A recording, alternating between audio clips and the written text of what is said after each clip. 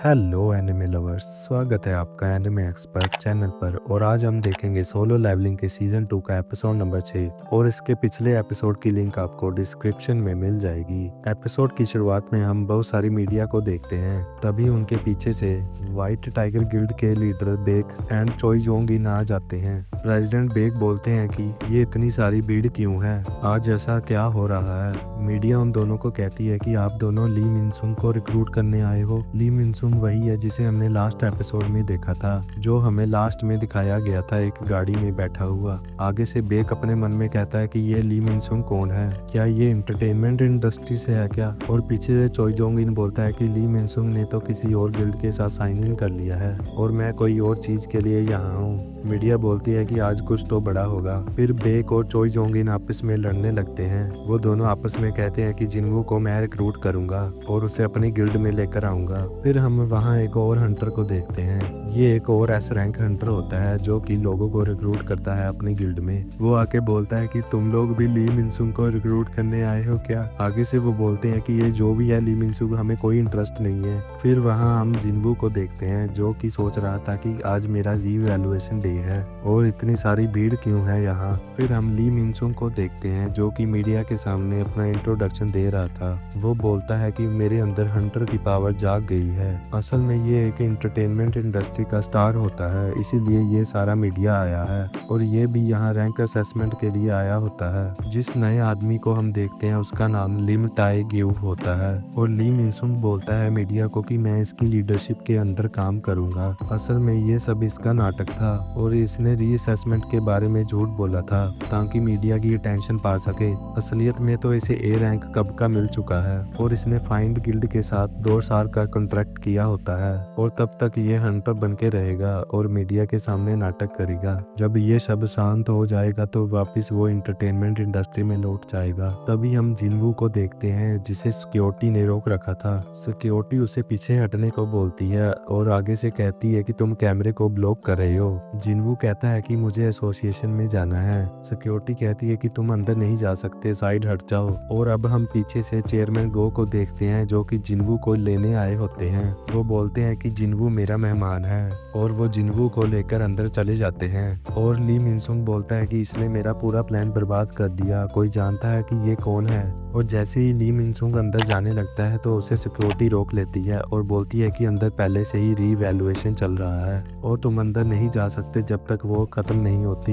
ली मिनसुंग security के कान में बोलता है कि क्या तुम जानते भी हो मैं कौन हूँ, और उसे वार्निंग देता है कि मैं एक शब्द बोलूंगा और तुम तुम्हारी जॉब खो बैठोगे। आगे से वो बोलता है कि मैं तुम्हें नहीं जानता हूँ, अगर तुमने कोई परेशानी की तो तुम्हारे लिए अच्छा नहीं होगा। और फिर हम जिनवू को देखते हैं जो कि प्रेसिडेंट गो के साथ होता है और प्रेसिडेंट बेक एंड चोई जोंग इन भी अंदर होते हैं जो कि सिर झुकाए खड़े होते हैं। प्रेसिडेंट बेक बोलते हैं कि ये दोनों आज का रिजल्ट जानने के लिए आए हैं और ये जानना चाहते हैं कि नए एस रैंक हंटर में कितनी ताकत है। फिर वहाँ जिनवू का रिवैल्यूएशन जारी होता है और जिनवू को बोला जाता है कि तुम्हारी हम एबिलिटी को जानना चाहते हैं और उससे पूछते हैं कि तुम किस तरह की एबिलिटी यूज करते हो। फिर जिनवू उन्हें अपनी समनिंग पावर दिखाता है। वो कहते हैं कि इसका मतलब तुम समनिंग मैजिक करते हो और जिनवू कहता है कि हाँ कुछ ऐसा ही। प्रेसिडेंट गो कहते हैं कि मैंने रिपोर्ट्स में पढ़ा है कि तुम इससे भी ज्यादा कुछ कर सकते हो। फिर जिनवू कहता है कि मुझे लगा ही था कि ये सब जानते हैं, मुझे इनको सब कुछ बताना पड़ेगा। फिर जिनवू अपनी आधी से ज्यादा आर्मी को यहाँ समन कर लेता है और बोलता है कि मैं ऐसे 100 और भी समन कर सकता हूँ। जिनवू की ताकत प्रेसिडेंट बेक और चोई जोंग इन भी महसूस करते हैं, जिसे महसूस करके बोलते हैं कि क्या खतरनाक पावर है इसके पास। और प्रेसिडेंट बेक तो बोलते हैं कि ये तो मेरे से भी ज्यादा स्ट्रॉन्ग है,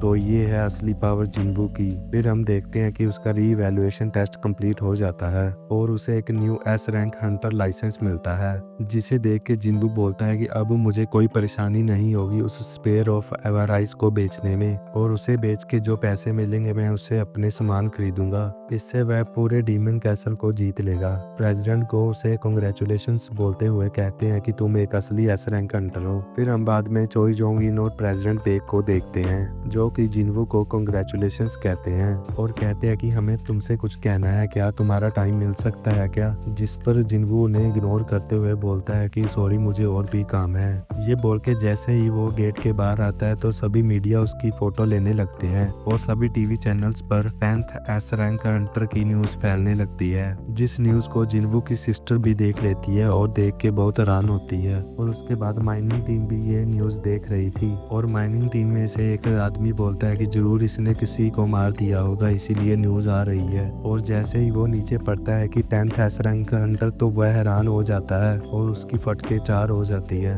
और इस न्यूज को हंटर चा भी अपने टीवी पर देखती है और चारों ओर 10th एस रैंक हंटर की न्यूज फैलने लगती है और सारा मीडिया ली मिनसुन को छोड़ के जिन्वू की तरफ भागने लगता है। फिर हमें यो जिनो को देखते हैं जो कि अपने डैड से कहता है कि मैं जिन्वू को रिक्रूट करने में नाकामयाब रहा और वह कहता है कि मैं जिन्वू के साथ रहना चाहता हूँ। और तभी सीन जिन्वू की तरफ शिफ्ट होता है जहाँ उसे मीडिया ने घेर रखा था। तभी बेक बोलता है कि हम इस मैटर को बाद में देखते हैं, पहले तुम अंदर चलो। जिन्वू आगे से कहता है कि इसकी जरूरत नहीं पड़ेगी। तो जिन्वू अपनी स्पीड दिखाते हुए उस मीडिया के पीछे चला जाता है। उसकी स्पीड इतनी थी कि किसी को पता भी नहीं चला और प्रेसिडेंट बेक और चोई जोंग इन तो हैरान रह जाते हैं कि इतना तेज वो कैसे हो सकता है, मेरी आंखें तो उसे देख भी नहीं पाई। फिर हम जिन्वू को एक ऑक्शन में देखते हैं जहां वो अपने इक्विपमेंट खरीदने आया था। उसे ऐसे इक्विपमेंट चाहिए थे जो हीट और फायर मैजिक को रेजिस्ट कर सकें। स्टोर का मैनेजर जिन्वू को एक फायर रेजिस्टेंस कपड़े दिखाता है पर वो काफी महंगे थे। स्टोर का मैनेजर कहता है कि अगर तुमने ये ग्लास तोड़ दिया तो ये कपड़े तुम्हारे हो जाएंगे। पर जैसे ही जिन्वू अपनी ताकत दिखाता है तो स्टोर का मैनेजर कहता है कि मैं तो मजाक कर रहा था, अगर तुमने इसे तोड़ने की कोशिश की तो अलार्म बच जाएगा। फिर वो जिन्वू को कुछ और दिखाने के लिए ले जाता है। वहाँ पे उसे पता चलता है कि शॉप की चीजें इस दुनिया में काफी महंगी बिकती हैं। फिर जिन्वू मन में सोचता है कि इसका मतलब मुझे स्फीयर ऑफ एवराइस बेचने की जरूरत नहीं है। फिर सीन प्रेसिडेंट बेक के ऊपर शिफ्ट होता है। बेक बोलता है कि मैं जानता था कि वो स्ट्रॉन्ग है,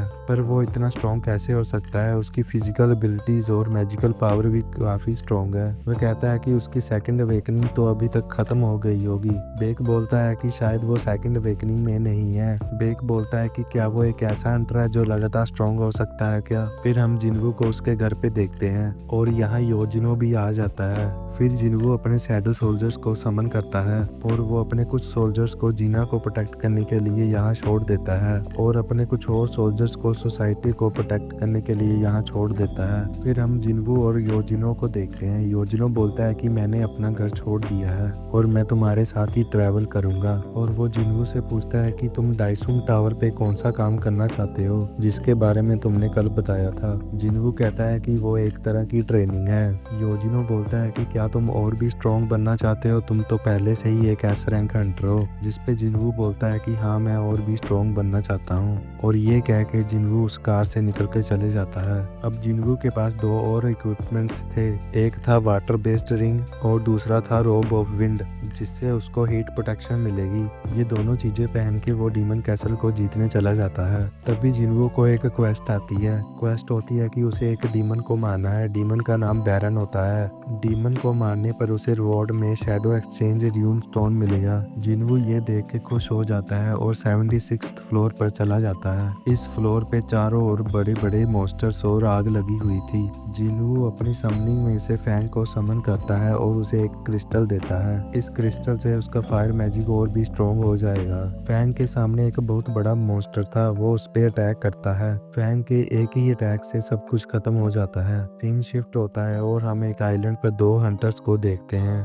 वो दोनों एक कीड़ा दिखने वाले मॉन्स्टर को देखते हैं जो कि उनके सामने आ रहा था। फिर हम जिन्वू को वापस डंजन में देखते हैं जो कि सभी मॉन्स्टर्स को मार रहा था। उसने अपनी शैडो आर्मी की टीम डिवाइड कर दी थी ताकि सभी मॉन्स्टर्स को मार सके। तभी जिन्वू को फील होता है कि उसकी टीम ए को कोई मार रहा है। जिन्वू कहता है कि मुझे नहीं लगा था कि कोई हाई लेवल डीमन भी होगा जो मेरे हाई ओक्स को मार सकता है। जिन्वू कहता है कि टीम ए को वापस बुला के मैं खुद इन्वेस्टिगेट करूंगा। फिर जिन्वू एक स्ट्रेटेजी बनाता है। तभी जिन्वू छुप के देखता है कि मेरे सोल्जर्स को कौन मार रहा है और देखता है कि 4 सिपाही थे जो कि काफी स्ट्रॉन्ग थे। फिर जिन्वू उन सिपाहियों के सामने आ जाता है। उनमें जिनमें से एक सिपाही जिन्वू पे अटैक करने को जाता है। जिन्वू उसके अटैक से डोज करते हुए उसे एक लात मारता है, जिससे एक लात में ही वो हार जाता है। और तभी बाकी के दो मॉन्स्टर्स भी आते हैं जिन्हें जिन्वू बड़ी आसानी से हरा देता है। तभी वहाँ एक ही सोल्जर बचता है, बाकी सभी मर जाते हैं। जिन्वू कहता है कि क्या इन मैजिक बीस्ट को भी डर महसूस होता है क्या, और इतना कह के ये एपिसोड यहीं पे खत्म होता है। अगर आपको वीडियो पसंद आई हो तो इसे लाइक और शेयर कीजिए, और अगर आप हमारे चैनल एनिमे एक्सपर्ट पर पहली बार आए हैं तो इसे सब्सक्राइब करके बेल आइकन दबाना ना भूलें।